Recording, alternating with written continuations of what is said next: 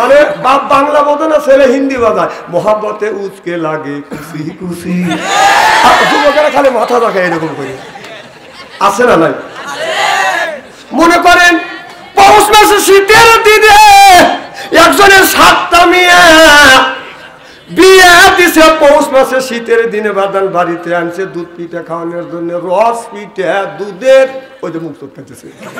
আর ভাই ওয়াজ শুরু করে দিছি, 7 ভাইরা মিলিয়া দুধের পিঠে খাইয়া আপনার ইনেপুর বাজারে গেছে বাজার করবার জন্য। বাজার নদীর কিনারে যমুনার কিনারে যা থাকে আপনার 10 কেজি ওজনে 2টা বাজার বড় বড় মাছ পাইছে। 7 ভাইরা মিলিয়া আপনার 10 কেজি ওজনে 2টা মাছ কিনছে। মাছ কিনিয়ে ছোট ভাইরা হলো ল্যাংড়া মানুষ, বাজান ল্যাংড়া ভাইরার গাড়ির উপরে 20 কেজি ওজনে মাছ তুলে দিছে। মানুষটা হলো বাজান ল্যাংড়া, তারপরে হলো বাজান 20 কেজি ওজনে মাছ। আপনার বড় 6 ভাইরার সাথে বাজান হাঁটতে পারছে না, পিছ পড়ে গেছে। পিছন থেকে ল্যাংড়া মানুষ জুপুর পারতে পারতে আসতেছে। এদিকে 7টা বোন এক জায়গা দাঁড়া আছে। বড় 6 বোন ছোট বোনকে দিকে দিছে, আমাদের স্বামী সুস্থ ভালো, কত সুন্দর করে হেঁটে আসছে, রেপ রাইট রেপ রাইট। তোমার স্বামী ল্যাংড়া পিছ পড়ে গেছে, পিছন থেকে চুপুর পারতে পারতে আসতেছে। ছোট বোন দুর্বল হয় না, ছোট বোন বলতেছে আমার স্বামী পিছন থেকে চুপুর পারতেছে না, আমার স্বামী পিছন থেকে তোমাদের 6 জনের স্বামীকে গুঁতো মারতে মারতে নিয়ে আসতেছে। ঠিক আল্লাহ এই কথাটা বলেছে ওয়াসিকা মানে হাঁকা, অর্থাৎ গুঁতো মারতে মারতে জাহান্নামের দিকে নিয়ে যাবে। আমার কথা কি বাজান বুঝতেছেন? তাহলে আল্লাহ বলে ইসলাম, ইসলাম ছাড়া অন্য কোন তন্ত্রমন্ত্র জাতীয়তা বা ধর্ম নিরপেক্ষ মতভেদ আপনার কায়েম করা যাবে না। আল্লাহর বিধিবিধান যদি ব্যক্তিটা বাদান মানে আল্লাহ ওই লোকটাকে জান্নাতে দিবে। সিল্লা সিল্লা কোন আল্লাহু আকবার।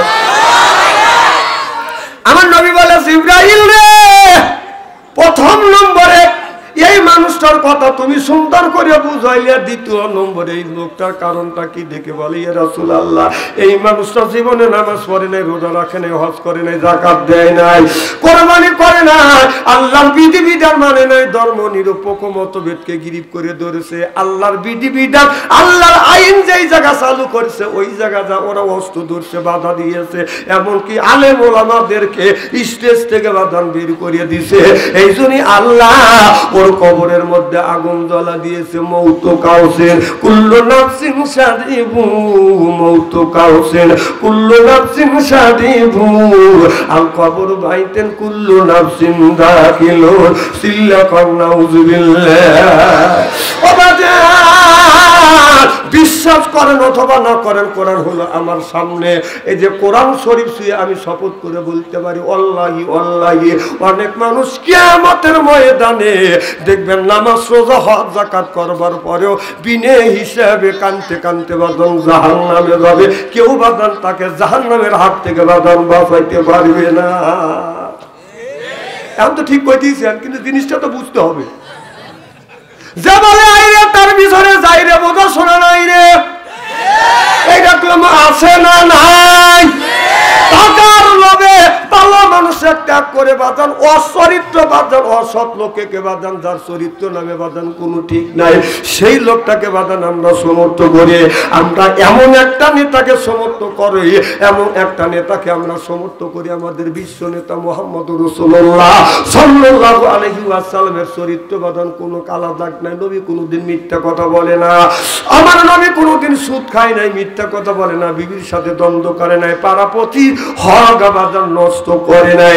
আর আমরা যে সমস্ত নেতার পিছনে বাদাম ছুটি, এই নেতা রাতের বেলায় বাজান আপনার মদ খাইয়া গাছের সাথে ধাক্কা লেগে বলে ভাইজান কখন যাবেন, বাড়ির কখন যাবেন, সাইড দেন, বাড়ির যাবেন না। আমি নিজে দেখছি, নিজে, এই তো নেতার হাল।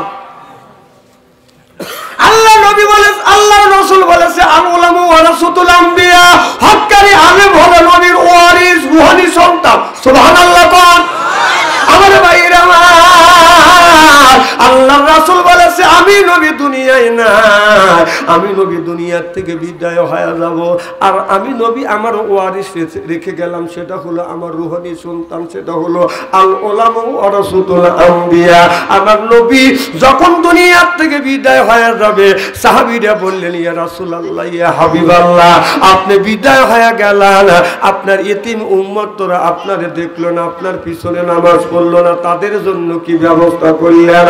আল্লাহ নবী বললেন, ও আমার সাহাবীরা, আমার ইতিম উম্মতদেরকে বলে দিও, মান আনি ওয়া মান আনি কানা মারি ফিল জান্নাহ।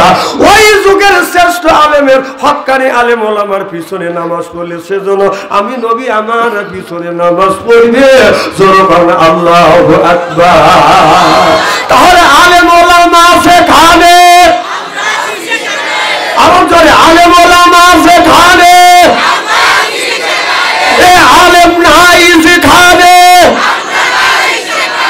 তাই আবার তাই মিথ্যা কথা করেন না, আমি চিনি না, এই একই এলাকা গোপালপুর আর সাদাপুর আমি ভালো করে চিনি, কারো পেছনে করে ওখানে আমি ভালোই করি জানি। হ্যাঁ আবার হ হ হ হ হ কি আবার গরম করে গেছে আমার ভাইয়ের। আমার আমি কিন্তু সূরা ইয়াসিন থেকে বাদান তেলাওয়াত করেছি। সূরা ইয়াসিন থেকে যদি তাফসীর করি, শোনার মতো ধৈর্য তো আপনাদের আছে, গরম তেল সহ্য করিতেই হবে। বাহ, ফাইন বলছে আমার ভাইয়ের। আমার ভালো করে লক্ষ্য করে শুনুন, আল্লাহ রাব্বুল আলামিন বলতেছেন, আল্লাহ তাআলা মানুষকে পাঠাইছে তার ইবাদত আর তার দাসত্ব, তার বন্দেগী করবার জন্য। তাহলে আল্লাহর বন্দেগী, আল্লাহর দাসত্ব বাদন আমরা করব। সোনার বন্ধুগণ আমার, বাইরে আমার, আল্লাহ কোরআন কারীমের মধ্যে ৮০ থেকে ৮২ জায়গা বললেন, ওয়াকিমুস সালাহ, নামাজ কায়েম করো, অত যাকাত, যাকাত আদায় করো, কুতিবা পাপ দূর করে দিবে। আমার নামে কাঁদতে আর বলে, জিবরাইল রে, টাকা পয়সা নারী গাড়ি কোনো জিনিসের অভাব না, কবরের মধ্যে আমার উম্মতের কি হবে সেই চিন্তায় আমি নবী অস্থির। যখন আল্লাহু আকবার। জিবরাইল আলাইহিস সালাম আমার নবীকে লইয়া বডি সালমানের কবরের পাশে গেলেন, যাইয়া বাদান ডান পাকা দিয়ে হালকা আঘাত করলেন আর বললেন, কুম্বি ইজনি ইল্লাহ, আল্লাহর হুকুমে আল্লাহর বান্দা জিন্দা হয়ে যাও। দেখা গেল কবরের মাটি ফাটতে লাগলেন, আপাইতে লাগলেন। কবরের ভিতরে থেকে আল্লাহর একটি বান্দা বাদান বের হয়ে আসলেন। এত সুন্দর চেহারা, মনে হয় তার চেহারা দিয়ে নূর চুমকিছে। ফাআম্মা মান সাকুলাত মাওয়াজিনুহু, আল্লাহু আকবার। অন্ধকার রাত্রিতে একটি তারকা আকাশে যখন উদিত হয়, এই তারকাটা যখন বাদন ঝিকমিক ঝিকমিক করতেছে, ওই লোকটার চেহারা দিয়ে নূরের আলো বাদন ঝিকমিক ঝিকমিক করতেছে। এই দৃশ্য দেখানোর পর পাখা দ্বারা হালকা আঘাত করলেন, আল্লাহর বান্দা বাদন কবরের মধ্যে চলে গেলেন। কিছু দূর আগে যাইয়া জিবরাইল আলাইহিস সালাম আর কবরের উপরে আঘাত করলেন আর বললেন, কুম্বি ইজনি ইল্লাহ, আল্লাহর হুকুমে আল্লাহর বান্দা জিন্দা হয়ে যাও। দেখা গেল কবরের মাটি ফাটতে লাগলেন, লাফাতে লাগলেন। কবরের ভিতর থেকে আল্লাহর একটি বান্দা বাদান বের হয়ে আসলেন। এমন কালো বেগুন চুলার মধ্যে দিলে যেমন রং হয়, জায়গায় জায়গায় পুড়ে পুড়ে বাদান আপনার ঘা বের হয়, কথা বুঝতেছেন না? ওই রকম কালো একটা কুশ্রী মানুষ বাদান বের হয়ে আসলেন। জায়গায় জায়গায় এমন ভাবে পুড়ে গেছে, আপনার গোস্ত গুলি বাদান বের হয়ে আসছে, বেগুন পোড়া বাদান হয়ে গেছে। আল্লাহ নবী এই দৃশ্য বাদান দেখে চোখের পানি ফেলে দিয়ে দিয়ে কান্দে। জিবরাইল আলাইহিস সালাম বলেন, নবী গো, আবার কেন আপনি কান্দেন? জিবরাইল আলাইহিস সালাম বললেন, আমার নবী বললেন, জিবরাইল রে, প্রথম নম্বরে যেই মানুষটাকে দেখলাম, দেখে আমার আত্মাটা শান্তি হয়ে গেছে। আর ২ নম্বরে যেই মানুষটাকে দেখাইলে দেখে আমি নবী হতাশ হয়ে গেলাম। ২টা মানুষের কারণ কি আমাকে একটু সুন্দর করে বুঝাও। জিবরাইল আলাইহিস সালাম বলে, ইয়া রাসূলুল্লাহ, ইয়া হাবিবাল্লাহ, প্রথম নম্বরে যেই মানুষটাকে দেখানো হলো, এই মানুষটা নামাজ ছাড়ে নাই, রোজা ছাড়ে নাই, হজ ছাড়ে নাই, যাকাত ছাড়ে নাই, কোরবানি ছাড়ে নাই, ধর্ম নিরপেক্ষ মতভেদকে ঘৃণা করেছে, আল্লাহর বিধিবিধান মেনেছে, আল্লাহর দিন প্রচার জমিনে করেছে বিধায় আল্লাহ তার কবরটা ফুলের বাগান বানাইছে। জোর কম্মার হাওয়া ইসলাম ছাড়া অন্য কোন তন্ত্রমন্ত্র জাতীয়তাবাদ ধর্ম নিরপেক্ষ মতভেদ কেউ যদি কায়েম করে ওর নামাজ রোজা হজ আর যাকাত আল্লাহর দরবারে কবুল হবে না, হইতে পারে না, হওয়া সম্ভব না। ওহুয়া ফিল আখিরাতি মিনাল খাসিরিন।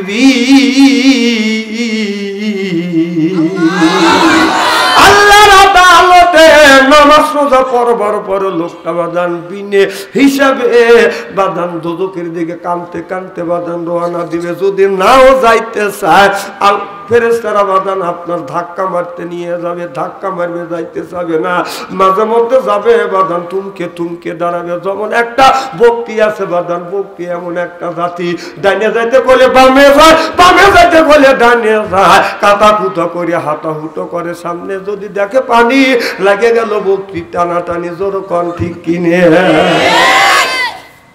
বক্তি যদি পানি দেখে চারবার উপরে ব্যক্তি করিয়া দাঁড়ায়। কথা কি বুঝতেছেন? বক্তি মনে করে এইটাই দোষ, কিন্তু মালিক বুঝায় বকিরে সামনে একটু পানি, বৃষ্টি হয়েছে, একটু পানি আছে, এই পানি অতিক্রম করলে সামনে তুমি সবুজ গাছ খাবে, তোমার পেট ভরে যাবে, আমি মালিক শান্তি পাবো। বকি এটা বোঝে না, ও মনে করে বাদান দোজক। বকি যখন যায় না মালিক বাদান ছাড়ে না, কান ধরে অর্থাৎ রশি ধরে যখন টান দিতে চায় বকি তখন মরণ চিৎকার, মরে গেলাম। কথা বল ঠিক। ওই মানুষটাকে জাহান্নামের থেকে যখন নিয়ে যাবে, লোকটা মাঝে মধ্যে যাবে বাদাম থুমকে থুমকে দাঁড়াবে। আল্লাহ বলেন অতিক আল্লাহ দিনা কাফারু ইলা জাহান্নামা যুমরা। অসিকা মানে হাঁকা, অর্থাৎ গুতো মারতে মারতে জাহান্নামে নিয়ে যাবে। কথা কি বুঝতেছেন? বাংলাদেশের মানুষ সরল কথা বোঝে না, এরা পেঁয়াজের কথা বোঝে। না না, আমি তাও জানি যে এটা পেঁয়াজ বুঝ না হলে বোঝে না।